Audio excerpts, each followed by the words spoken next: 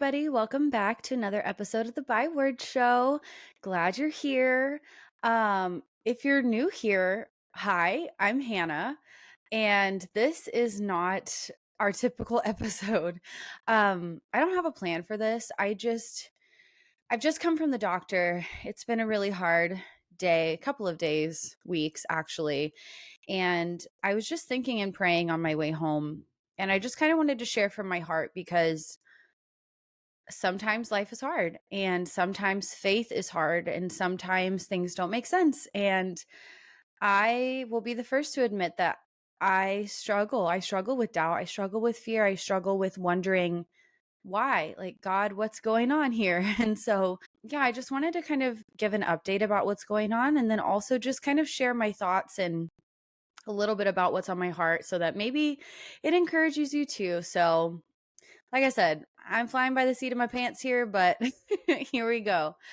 So lately, well, I'm pregnant. If you didn't already know, I am currently 33, almost 34 weeks pregnant. By the time this episode is out, baby girl might be here. Honestly, no telling. But I've just been having a lot of complications in this pregnancy, and I talked a little bit about it. Well, I shared the whole story about my son Jude's pregnancy and birth in the Q&A episode that just went up. I just thought that this time around would be better. But I knew there was a chance going into it that when you have complications in a pregnancy, the chances are high that you will have similar or other complications in subsequent pregnancies. So I kind of went into this knowing, I mean, especially after all of our losses, like, my body just doesn't respond that well to pregnancy. And, that's okay. It's still a miracle that we have this baby girl and she's healthy and she's almost here. So we're really, really grateful for that. But that doesn't mean it hasn't been hard. And I've talked to other moms about this. And I mean, I know I've been talking so much about motherhood, y'all. Sorry, this is not a motherhood podcast. It's just the season I'm in right now. It's just top of mind and top of a lot of conversations for me, but I just feel like there's so many times when we feel like, oh, I should be grateful for this. I should be, so happy. Like everything should be just, perfect. And I shouldn't be like complaining about this or struggling or it shouldn't be hard, like I need to just be happy. This is what I wanted, And that's very much how this pregnancy has been for me. And maybe you can relate. It's like, yes, maybe this is the job that you prayed for, but it's hard. That doesn't mean that everything is suddenly easy, like when the prayer is answered or whatever. Like maybe it's pregnancy for you right now, too. It's hard. Pregnancy is hard. And not only that, but like the mental and emotional battle that's come with it for me after losses has just been really challenging. So, anyway, all of that to say, I started having weird symptoms in my second trimester, kind of towards the end.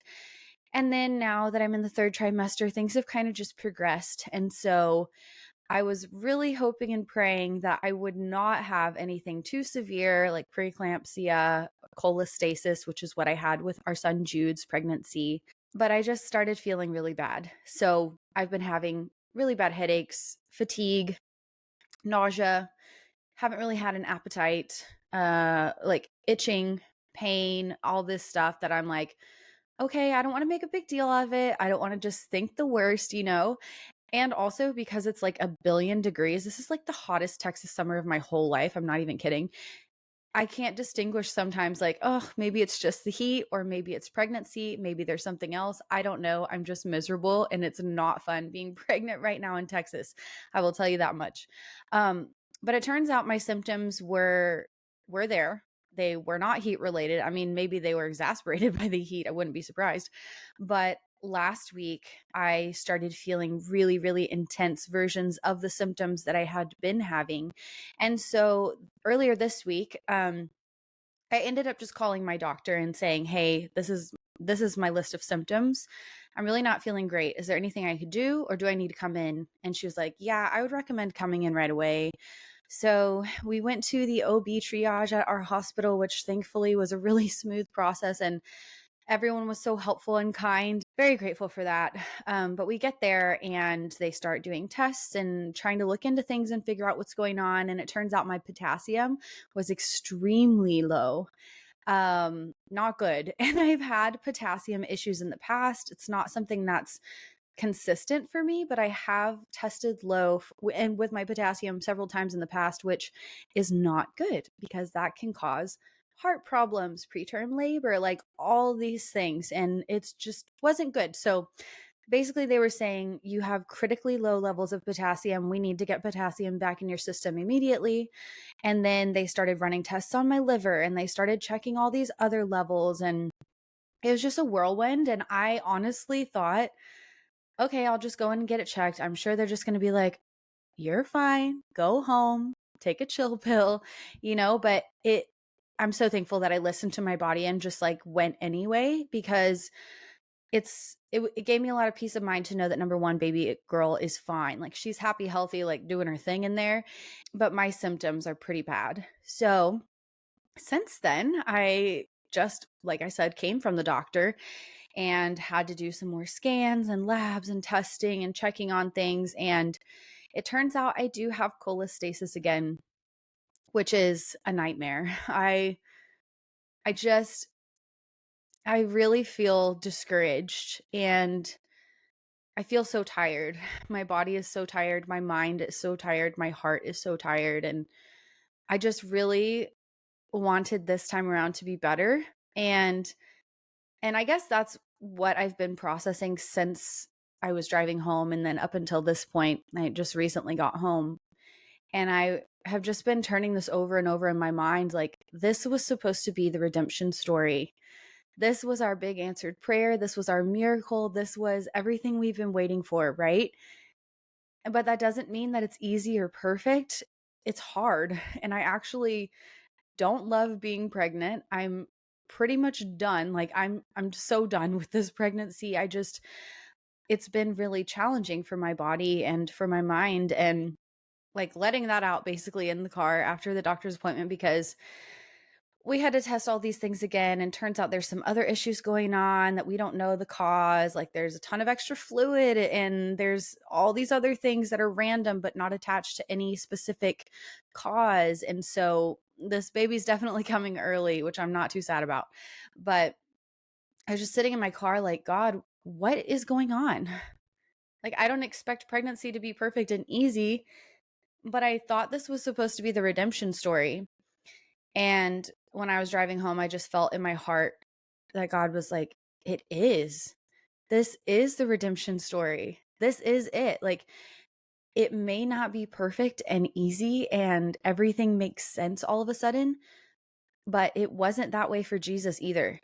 And I, if I'm being completely transparent, I really haven't felt like I've heard God's voice too much lately. I've been so overwhelmed and stressed in this pregnancy and just worried and exhausted, and like it's the most I can do to get out of bed every day and like read my devotional and read a couple Bible verses and say a quick prayer. Like it's been a tough season spiritually and in every way. But it was just so clear to me in my heart that when I was kind of just like grieving this beautiful thing that was supposed to be so perfect and now everything is going wrong and like there's questions about my health, I'm like, Lord, what is this? And he's just saying, this is it. This is the redemption story. Like, you still have a miracle here. It just really hit me in that moment. Like I just didn't see it that way. And then I started thinking about how, it's true. Obviously, God's right. Surprise. But like Jesus is our redemption story. And we hear the pretty versions of the gospel stories, but if you really sit there and think about it for a minute, his story was not sweet and beautiful all the time. Like it was hard. This guy was walking around everywhere. Like it talks about how he had nowhere to lay his head. He was just wandering. He had this group of guys with him who were like, what are we doing? And he had so many people who hated him, enemies, opposition from all sides, and people, even his own brothers, thinking he was crazy. Like, I mean, that's not even getting to the cross. The actual core of our redemption story was the torture of Jesus. And he did that. Like it just struck me in a different way. Like I don't know if this even makes sense because literally I just was thinking about this on my way home a few minutes ago, but I was just sitting there thinking, you know what? Yeah, you're right. Redemption doesn't mean, yay, everything's happy and perfect. Redemption means, I mean, if you look at it in the Bible, it means to buy back. It means to take back something, to restore it to its original place. And that doesn't necessarily entail easy or beautiful or sweet. Like Jesus, his redemption story involved a lot of pain, and it involved questions, and it involved moments of just like desperation. I mean, when he was crying out to God in the garden, if you can, like, I don't want to do this, but I will if it's what you want. And he was able to see to the other side and remember, like, this is why I'm here. This is the promise. This is worth it. Like, this is what we've been waiting and praying for. And it's not easy and it's not pretty. In fact, it's actually really messy and painful and hard. And he had moments where he wanted to give up. And that's about where I am at right now. But all of that to say, I was just thinking about this meaning of redemption. And it's like, this is what I felt like God was saying to me on my drive. Redemption means to rewrite the story, take back the pen, if you will, rewrite the narrative, and it changes the outcome. The outcome is good. No matter what the process looks like, the outcome is good. And, immediately I'm just reminded of all these verses, Romans 8. He works all things together for the good of those who love him. And I've said it on the show before. A quote that I love is just, if it's not good yet, he's not done yet. He is still working in the process. And it is my redemption story still. It is. We have this beautiful baby girl. The ending is good. And it's just a challenge to me, I guess, to trust that and to actually believe that, because I don't know, like, I feel like we go through this, and no matter what kind of season we're in, it's like we pray and pray and pray for something, whether it's a job or a relationship or kids or, different milestones, different dreams. And then we get there. The prayers answered, things are starting to unfold, and all of a sudden it's challenging. And it takes faith still. Like, it requires faith. I think, at least for me, sometimes I have this idea in my head of, okay, Lord, I have all these dreams and desires and I trust you. And so whenever it starts to happen, I'm like, yes, let's get the ball rolling. And I almost forget to include God in the rest of the journey. And so it's really humbling when I have those moments of realization that, I can't do this on my own. Like, God, I prayed and prayed and prayed for this baby, and I'm so excited. Like, I'm doing everything I can to prepare. We're so excited. We're celebrating. We're giving thanks, all this stuff. But physically, I'm at my limit. I cannot get through the end of this pregnancy on my own. Like, mentally, I don't have the willpower, the strength, the capacity. Like, I just feel so worn. And then I turned on the music, and there's this song by Abby Gambo. I don't know if you've listened to her new album, Pure, but it is so good. She's from Upper Room, and it's basically that verse in Matthew where it talks about, if you're tired, if you're weary, if you're hurting, come to him. He's here. It's Jesus saying, I'm here. I'm here. Like, bring it all. I'm not afraid of your doubt. I'm not afraid of your unbelief.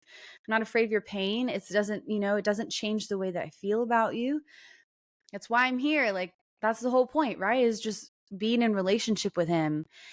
And I so easily forget that when I get to the answered prayer stage, And that's just me being really vulnerable, but I think it's the human thing that we tend to do. It's like, yes, thank you, God. I've got it from here. And he doesn't want that for us. And so I think, in a way, at least for me, it was a really humbling experience today, just sitting there and honestly saying, okay, God, there's nothing I can do to change this. There's nothing I can do to change the fact that my itching is so bad that I can't sleep at night and I'm exhausted during the day. And we have 100 other things going on. Like, there's so many things happening behind the scenes in our life right now, y'all. It's a wonder I'm somehow making it through. Like, y'all say a prayer for this girl. But I've just I've just been reminded through this that it's still about relationship. It's still about depending on him. And I'm quick to think when hard things happen, I don't I don't need another testimony. Like I'm done with testimonies. I'm good. I'm good with challenges. I'm good with all that. Like I feel like I have a pretty good story at this point, Lord. Like no more. It's in these moments where I get teeny tiny glimpses and I feel like I maybe get a tiny bit of understanding about what Paul meant when he talks about rejoicing when we face trials, or how God's strength is made perfect in our weakness. When I'm at the end of myself, I experience God in a more real way than I ever do in any other situation. When I am at the end of myself, when I have nothing else to give and he shows up anyway, that's what reminds me why I believe, why I choose to live this life, why I choose to put my faith in him. Not because I'm trying to have an impressive life and achieve all my goals. And it's so fun to like live your purpose and live your dreams, right? I mean, it is. It's amazing and it's so fun and I tend to focus on that. But the truth of it is we are human and we are limited and that's why we need Jesus. But what a gift that the way he designed our need for him is based on relationship. Like our need, our limitations, they actually create a need for him that allows us the opportunity to experience relationship with him. That blows my mind.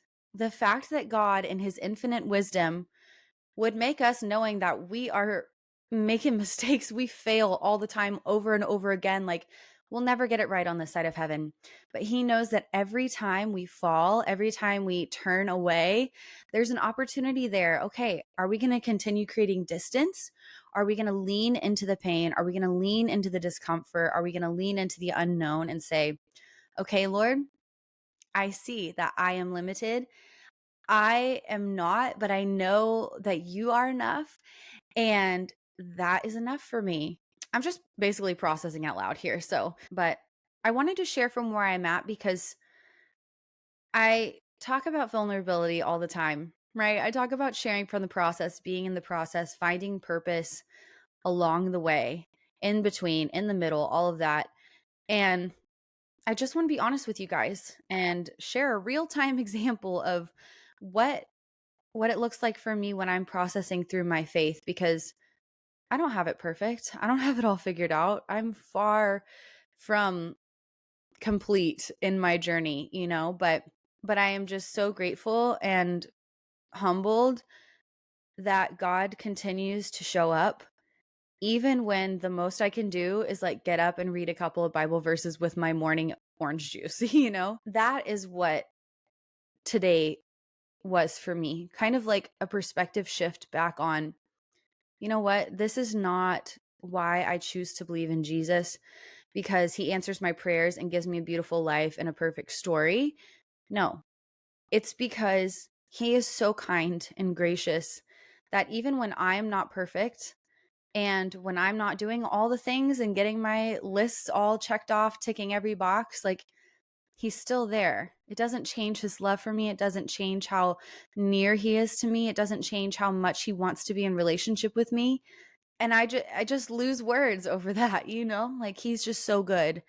And so at the end of the day, what I've come to as I'm just processing through this in real time with you is that sometimes life sucks. Sometimes life is really, really hard and it throws you curveballs and things don't make sense. And it feels like you can't catch a break and like feels like you cannot get your head above the waves long enough to take a breath. But he is still good. And he still has the final word. He still is making the outcome good no matter how you get there. And the great thing about it is it's not up to you to figure it out. We don't have to. Like there's freedom in that. Like for me today, remembering that was a sigh of relief because I think I've been trying to have this beautiful story. I almost felt like this pressure like, oh, I had all these losses and now I have this beautiful miracle baby and like nothing should go wrong. It should be all perfect and great. And sometimes that's just not the reality. But that's okay because look, my weakness points to God's strength, because I'm telling you the truth. There's no way I'd be able to get through this on my own. Yeah, I'm grateful. I guess that's what I'm trying to say. Grateful that God so kindly reminds me of my need for him and then meets me right in the middle of it every single time. I know this seems like a really random episode. I mean, maybe it was great. Like maybe for you this was super timely. I hope it was. I know I don't do this often where I just sit down and ramble, but hopefully there was something in there that spoke to you and maybe encouraged you, because we all go through seasons, we all go through times when things don't make sense, and we have an opportunity to either back away from Jesus or lean into his strength and his spirit. And that's what makes us strong. So that's what I'm choosing to do today. And I'll probably choose it again in a couple hours. And I'll choose it again tonight when I'm itching and I can't sleep. And I'll choose it again tomorrow and every day until this baby girl is here.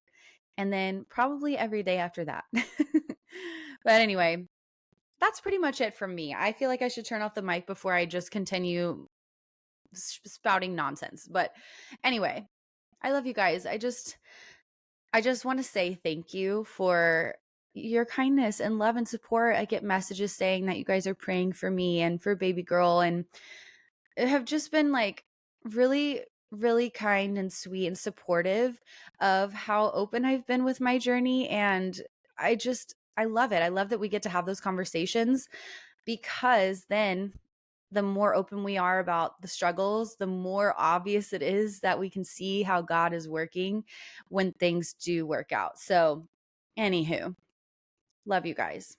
I will see you soon. Bye. Thank you so much for taking time out of your day to tune into another episode of the Byword Show. I love having you here, and I'm so thankful for your support. Don't forget to share a screenshot of this episode to let me know you were here. I can't wait to talk again soon, but in the meantime, be sure to come hang out with me on Instagram, and remember, I am cheering you on.